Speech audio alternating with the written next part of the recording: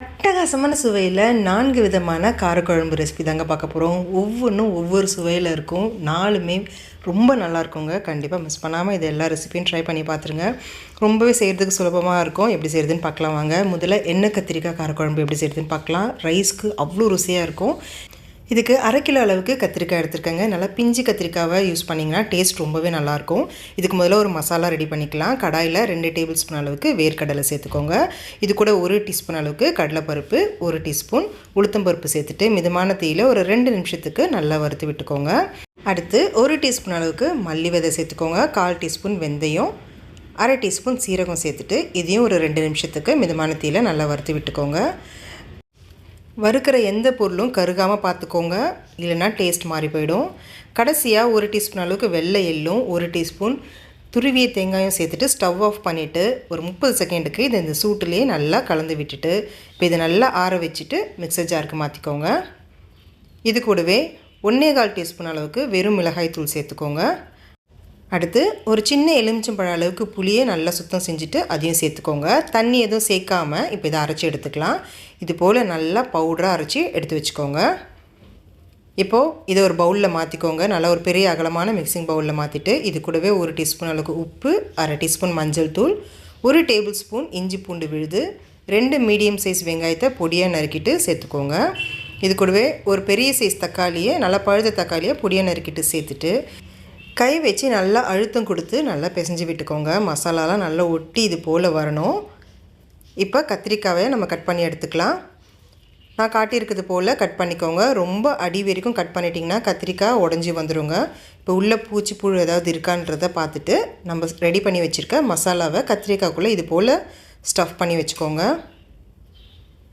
நல்லா எலசான கத்திரிக்காய் யூஸ் பண்ணிங்கன்னா டேஸ்ட் ரொம்ப நல்லாயிருக்கும் இந்த குழம்புக்கு. இது போல் எல்லா கத்திரிக்காயிலையும் மசாலாவை உள்ளே வச்சு அழுத்தம் கொடுத்து ரெடி பண்ணி எடுத்து வச்சுக்கோங்க.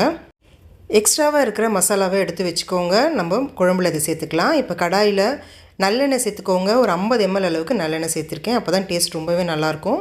எண்ணெய் காஞ்சதும் 1/2 டீஸ்பூன் கடுகு, 1/2 டீஸ்பூன் சீரகம் சேர்த்துட்டு 2 பச்சை மிளகாவை இது போல் நீளமாக நறுக்கி சேர்த்துக்கோங்க. 2 கொத்து கருவேப்பிலை சேர்த்துட்டு எல்லா கத்திரிக்காயும் உள்ளே சேர்த்துக்கலாம். இப்போ மீடியம் ஃப்ளேமில் வச்சுட்டு ஒரு 3 நிமிஷத்துக்கு நல்லா வதக்கி விட்டுக்கோங்க. இது போல் லேசாக நிறம் மாறி வந்த பிறகு எக்ஸ்ட்ராவாக இருக்கிற மசாலாவை சேர்த்துக்கோங்க. சேர்த்துட்டு மீடியம் ஃப்ளேமில் வச்சு மறுபடியும் ஒரு 3 நிமிஷத்துக்கு இதை நல்லா வதக்கி விட்டுக்கலாம். 3 நிமிஷம் கழித்து பாருங்கள், நல்லா கத்திரிக்காய் பாதி அளவுக்கு நல்லா வெந்து வந்திருக்கும். இந்த ஸ்டேஜில் 1/2 கப் அளவுக்கு தண்ணி சேர்த்துக்கோங்க. சேர்த்துட்டு இப்போ இது நல்லா கலந்து விட்டுக்கோங்க. மீடியம் ஃப்ளேமில் வச்சு ஒரு 10 நிமிஷத்துக்கு இது நம்ம நல்லா வேக வைக்க போகிறோம். அப்போ தான் கத்திரிக்காய் நல்லா வெந்து வரும். இடையில் கலந்து விட்டுட்டே இருங்க, இல்லைன்னா மசாலா அடி பிடிச்சிடும்.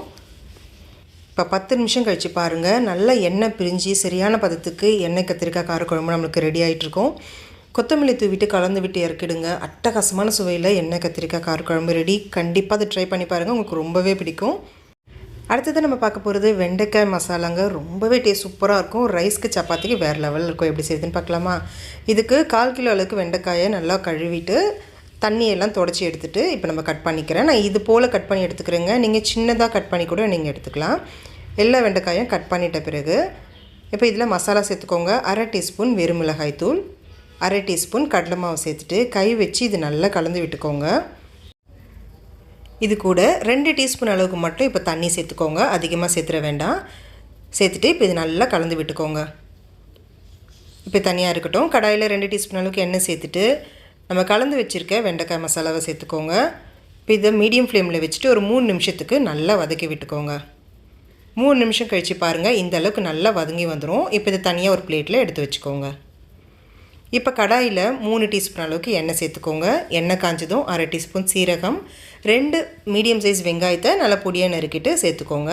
இது கூடவே ஒரு 8லேருந்து 10 சின்ன வெங்காயத்தை பொடியாக நறுக்கிட்டு சேர்த்துட்டு நல்லா வதக்கி விடுங்க. 2 வெங்காயமும் நல்லா நிறமாறி இது போல் வதங்கி வரணும். அப்போ தான் டேஸ்ட் ரொம்ப நல்லாயிருக்கும். இது கூட 2 பச்சை மிளகாயை நறுக்கி சேர்த்துக்கோங்க. 1 டீஸ்பூன் இஞ்சி பூண்டு விழுதியும் சேர்த்துட்டு இஞ்சி பூண்டு விழுதோட பச்சை வாசனை போகிற வரைக்கும் ஒரு 2 நிமிஷத்துக்கு நல்லா வதக்கி விட்டுக்கோங்க. அடுத்து 1 டீஸ்பூன் அளவுக்கு வெறும் மிளகாய் தூள், 1/2 டீஸ்பூன் மல்லித்தூள், 1/2 டீஸ்பூன் மஞ்சள் தூள் சேர்த்துட்டு லோ ஃப்ளேமில் வச்சு இது நல்லா கலந்து விடுங்க. அடுத்து 2 பெரிய சைஸ் தக்காளியை நல்லா மிக்ஸர் ஜாரில் பேஸ்ட்டாக அரைச்சிட்டு சேர்த்துக்கோங்க. சேர்த்துட்டு இப்போ இது நல்லா கலந்து விடுங்க. தக்காளி வெங்காயம் எல்லாம் நல்லா ஒட்டி கலந்து வரணும். இப்போ இது கூட 1 கப் அளவுக்கு தண்ணி சேர்த்துட்டு கலந்து விடுங்க. ஒரு 3 நிமிஷத்துக்கு மிதமான தீயில் நல்லா கொதி வரட்டும். இப்போ 3 நிமிஷம் கழித்து பாருங்கள், நல்லா எண்ணெய் பிரிஞ்சு கொதி வந்துடுச்சு. இப்போ இந்த ஸ்டேஜில் புளிப்பு இல்லாத தயிர் ஒரு 1/2 கப் அளவுக்கு புளிப்பு இல்லாத தயிர் சேர்த்துக்கோங்க. சேர்த்துட்டு இது நல்லா கலந்து விடுங்க. ஒரு நிமிஷம் மட்டும் இது கொதி வந்துச்சுனாலே போதும். இப்போ 1 நிமிஷம் கழித்து நம்ம வதக்கி வச்சுருக்க வெண்டைக்காயை சேர்த்துக்கலாம். சேர்த்துட்டு இது நல்லா கலந்து விடுங்க. 3லேருந்து 4 நிமிஷத்துக்கு இதை மூடி வச்சு வேக வைக்கலாம். தேவையான அளவுக்கு உப்பு சேர்த்துக்கோங்க. 3/4 டீஸ்பூன் அளவுக்கு நான் சேர்த்துருக்கேன். சேர்த்துட்டு கலந்து விட்டு ஒரு 3லேருந்து 4 நிமிஷத்துக்கு கொதி வந்த பிறகு பாருங்கள், எண்ணெய்லாம் பிரிஞ்சு நல்லா வெண்டைக்காய் வெந்து வந்திருக்கும். இந்த ஸ்டேஜில் 1/2 டீஸ்பூன் அளவுக்கு கரம் மசாலாவும் பொடியாக நறுக்கின கொத்தமல்லியும் தூவிட்டு கலந்து விட்டு இறக்கிடுங்க. அவ்வளோதாங்க, ரொம்ப ருசியான ஒரு வெண்டைக்காய் மசாலா ரெடி. கண்டிப்பாக மிஸ் பண்ணாமல் ட்ரை பண்ணி பார்த்துட்டு எப்படி இருந்துச்சுன்னு சொல்லுங்கள். அடுத்ததான் நம்ம பார்க்க போகிறது கோவக்காய் குருமா. என்னோடய ஃபேவரட்டான ரெசிபி இது. மிஸ் பண்ணாமல் நீங்களும் ட்ரை பண்ணி பாருங்கள். இதுக்கு 300 கிராம் அளவுக்கு கோவக்காயை நல்லா வாஷ் பண்ணி எடுத்துக்கிறேன். இதை நீங்கள் பொடியாக கட் பண்ணியும் யூஸ் பண்ணலாம், இது போல் நீளமாக நறுக்கியும் யூஸ் பண்ணலாங்க. நான் இது போல் இன்றைக்கி நீளமாக நறுக்கி தான் யூஸ் பண்ணுறேன். இது போல் எல்லா கோவக்காயும் கட் பண்ணி எடுத்துக்கோங்க. இப்போ கடாயில் எண்ணெய் சேர்த்துக்கோங்க. 4 டேபிள் ஸ்பூன் அளவுக்கு நான் எண்ணெய் சேர்த்துருக்கேன். எண்ணெய் காஞ்ச பிறகு 3 துண்டு பட்டை சேர்த்துக்கோங்க, 4-5 கிராம்பு சேர்த்துக்கோங்க.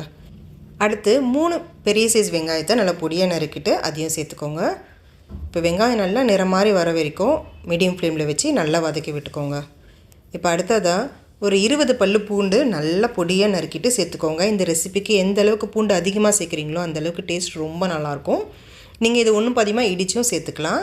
இந்த அளவுக்கு நல்லா வெங்காயமும் பூண்டும் வதங்கி வந்த பிறகு 2 பழுத்த தக்காளியை பொடியாக நறுக்கிட்டு சேர்த்துக்கோங்க.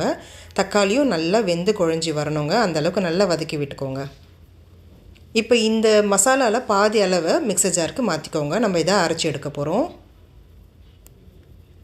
மாற்றிட்டு இப்போ இது தனியாக இருக்கட்டும், நல்லா ஆறி வரட்டும். இப்போ கடாயில் இருக்க மசாலாவில் நம்ம அரிஞ்சு வச்சுருக்க கோவக்காயை சேர்த்துக்கோங்க. சேர்த்துட்டு இது கூட தேவையான அளவுக்கு உப்பு சேர்த்துக்கோங்க. நான் 1/4 டீஸ்பூன் அளவுக்கு சேர்த்துருக்கேன். இது கூடவே 1/2 டீஸ்பூன் மஞ்சள் தூள், 1/2 டீஸ்பூன் அளவுக்கு வீட்டில் அரைச்ச குழம்பு மிளகாய் தூள் சேர்த்துருக்கேன். உங்களுக்கு குழம்பு மிளகாய் தூளோட ரெசிபி வேணும்னா எனக்கு கமெண்ட்டில் சொல்லுங்கள், நான் உங்களுக்கு ரெசிபி ஷேர் பண்ணுறேன். இப்போ இந்த மசாலா நல்லா கலந்து விட்டுட்டு 2 கப் அளவுக்கு தண்ணி சேர்த்துக்கோங்க. சேர்த்துட்டு இது நல்லா கலந்து விடுங்க. ஒரு 10 நிமிஷத்துக்கு இது மீடியம் ஃப்ளேமில் கொதி வரட்டும். இப்போது மிக்ஸர் ஜாரில் இருக்க மசாலாவில் ஒரு 2 டீஸ்பூன் அளவுக்கு தேங்காய், 2 பச்சை மிளகாய், 1/2 டீஸ்பூன் சோம்பு சேர்த்துட்டு ஒரு 1/4 கப் அளவுக்கு தண்ணி சேர்த்து நல்லா பேஸ்ட்டாக அரைச்சி எடுத்துக்கோங்க. இப்போ பாருங்கள், 10 நிமிஷம் நல்லா கோவக்காய் வெந்து வந்துடுச்சு. இந்த ஸ்டேஜில் அரைச்சி வச்சுருக்க மசாலாவை சேர்த்துக்கோங்க. சேர்த்துட்டு மிக்ஸர் ஜாரில் ஒரு கப் அளவுக்கு தண்ணி சேர்த்து அதையும் இது கூட சேர்த்துட்டு நல்லா கலந்து விடுங்க. ஒரு 3 நிமிஷத்துக்கு இது நல்லா கொதி வரட்டும். 3 நிமிஷம் கழித்து பாருங்கள், கோவக்காய் குருமா நம்மளுக்கு சூப்பராக ரெடி ஆகிடுச்சு. பொடியாக நறுக்குனா கொத்தமல்லி தூவிட்டு கலந்து விட்டு இறக்கிடுங்க. அவ்வளோதாங்க, செம்ம ருசியாக இருக்கும். மிஸ் பண்ணாமல் அதையும் ட்ரை பண்ணி பார்த்துட்டு எப்படி இருந்துச்சுன்னு சொல்லுங்கள். அடுத்ததான் நம்ம பார்க்க போகிறது சின்ன வெங்காய பூண்டு காரக்குழம்பு தாங்க. செம்ம டேஸ்டியாக இருக்கும். என்னோடய ஃபேவரட்டும் கூட. ஒரு வாரத்துக்கு இதை வச்சு நம்ம யூஸ் பண்ணலாம். கடாயில் 25 ml அளவுக்கு நல்லெண்ணெய் சேர்த்துக்கோங்க. நல்லெண்ணெய் தான் இந்த குழம்புக்கு ரொம்பவே ருசி தரும். எண்ணெய் காஞ்சதும் 1/4 டீஸ்பூன் வெந்தயம், 1/2 டீஸ்பூன் கடுகு, ஒரு 20லேருந்து 25 பல்லு பூண்டு சேர்த்துட்டு ஒரு 50 சின்ன வெங்காயம் சேர்த்துக்கிறேங்க. சின்ன வெங்காயம் தாங்க இந்த குழம்புக்கு ரொம்பவே நல்லாயிருக்கும். சேர்த்துட்டு வெங்காயத்தோட நிறம் நல்லா மாறி வரணும், அந்தளவுக்கு இதை நல்லா வதக்கி விட்டுக்கோங்க. இது கூட 2 கொத்து கருவேப்பிலையும் சேர்த்துட்டு நல்லா கலந்து விட்டுக்கோங்க. அடுத்து 2 தக்காளி, நல்லா பழுத்த தக்காளியாக எடுத்துக்கோங்க. பொடியாக நறுக்கிட்டு சேர்த்துட்டு நல்லா கலந்து விடுங்க. மீடியம் ஃப்ளேமில் வச்சு நல்லா வதக்கி விடுங்க. வெங்காயமும் தக்காளியும் நல்லா வதங்கி வர்றதுக்காக ஒரு ஸ்பூன் அளவுக்கு உப்பு சேர்த்துக்கிறேன். சேர்த்துட்டு நல்லா கலந்து விடுங்க. அடுத்து இது கூட மசாலா சேர்த்துக்கோங்க. 1/2 டீஸ்பூன் மஞ்சள் தூள், 2/2 டீஸ்பூன் வீட்டில் அரைச்ச குழம்பு மிளகாய் தூள் சேர்த்துக்கிறேன். சேர்த்துட்டு இப்போ இது நல்லா கலந்து விட்டுக்கோங்க. லோ ஃப்ளேமில் வச்சு 2 நிமிஷத்துக்கு கைவிடாமல் கலந்து விடுங்க.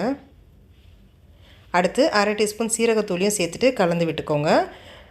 100 ml அளவு தண்ணியில் ஒரு பெரிய எலுமிச்சைப்பழ அளவு சைஸ் புளியை கரைச்சிட்டு திக்காக சேர்த்துக்கோங்க.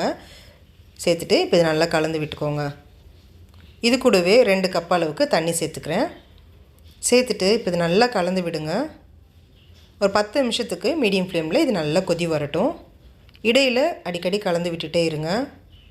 10 நிமிஷம் கழித்து பாருங்கள், நல்ல எண்ணெய் பிரிஞ்சு திக்கான ஒரு பதத்துக்கு வரும்.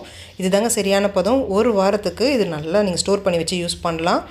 இட்லி, தோசை, சுட சுட சாதம் எல்லாத்துக்குமே ரொம்பவே நல்லாயிருக்கும். கடைசியாக 1 டீஸ்பூன் அளவுக்கு நாட்டு சர்க்கரையை சேர்த்துட்டு கொத்தமல்லி தூவிட்டு கலந்து விட்டு இறக்கிடுங்க. அவ்வளோ ருசியான ஒரு சின்ன வெங்காய பூண்டு காரக்குழம்பு ரெடி ஆகிடுச்சு. இந்த ரெசிபியும் செஞ்சு பார்த்துட்டு எப்படி இருந்துச்சுன்னு சொல்லுங்கள். இந்த 4 ரெசிப்பியில் உங்களோட ஃபேவரட் ரெசிபி எதுன்னு எனக்கு கமெண்ட் செக்ஷனில் சொல்லுங்கள். உங்களுக்கு இந்த வீடியோ ரொம்ப பிடிச்சிருக்கும்னு நினைக்கிறேன். பிடிச்சிருந்துச்சுன்னா லைக் பண்ணிவிட்டு உங்கள் ஃப்ரெண்ட்ஸ் அண்ட் ஃபேமிலி கூட நிறைய ஷேர் பண்ணிக்கோங்க. Thank you friends.